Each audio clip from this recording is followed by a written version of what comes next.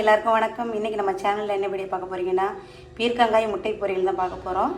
வாங்க எப்படி செய்யுதுன்னு பார்த்துடலாம். தேவையான பொருள்: நல்லா பீர்க்கங்காயை கழுவி தோல் சீவிட்டு கட் பண்ணி வச்சுருக்கேன். முத்தின காயாக இருந்தால் உள்ளார இருக்கிற விதையை எடுத்துருங்க. பிஞ்சு காயாக இருந்தால் நீங்கள் அப்படியே போடலாம்.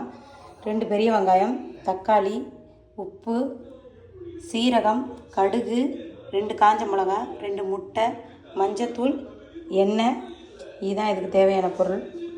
அடுப்பை பற்ற வச்சிடலாம். ஊற்றிடலாம்.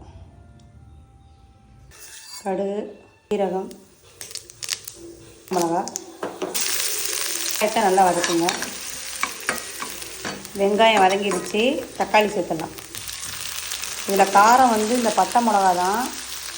நீங்கள் காரத்துக்கு தகுந்த மாதிரி பட்டை மிளகா சேர்த்துக்கோங்க. இதில் மிளகாத்தூள் இதெல்லாம் நம்ம எதுவுமே சேர்க்க போகிறதில்ல. அந்த உப்பு போட்டுடலாம்.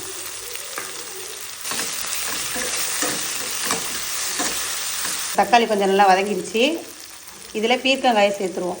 தச்சு இப்போ இதிலே மஞ்சத்தூள் லைட்டாக சேர்த்துக்கலாம். கிண்டி விட்டுருங்க.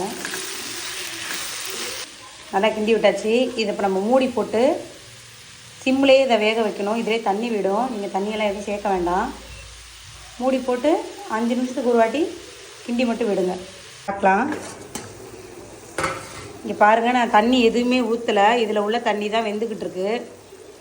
இதிலே காய் வெந்துடும். நல்லா இந்த தண்ணி லைட்டாக சுண்டுன உடனே நம்ம முட்டையை உடச்சி ஊற்றி கிண்டி விட்டுடலாம். அடி பிடிச்சிடக்கூடாது. அதனால் சிம்லேயே வச்சு தான் வேக வைக்கணும். ஊற்றினீங்கன்னா அதோட டேஸ்ட்டு மாறிடும். அதனால் அந்த தண்ணியிலே வேக வச்சுருங்க. இந்த தண்ணி நல்லா சுண்டிடுச்சு. இதில் நம்ம முட்டையை உடச்சி ஊற்றிடலாம். காயெல்லாம் ஓரத்தில் தள்ளிட்டு நடுப்புற நான் முட்டையை உடச்சி ஊற்றிருக்கேன். இதை இப்போ கிண்டி விட்டுருவோம். இப்போ பாருங்கள், முட்டையும் அந்த பீர்க்கங்காயும் நல்லா மிக்ஸ் ஆகிடுச்சு.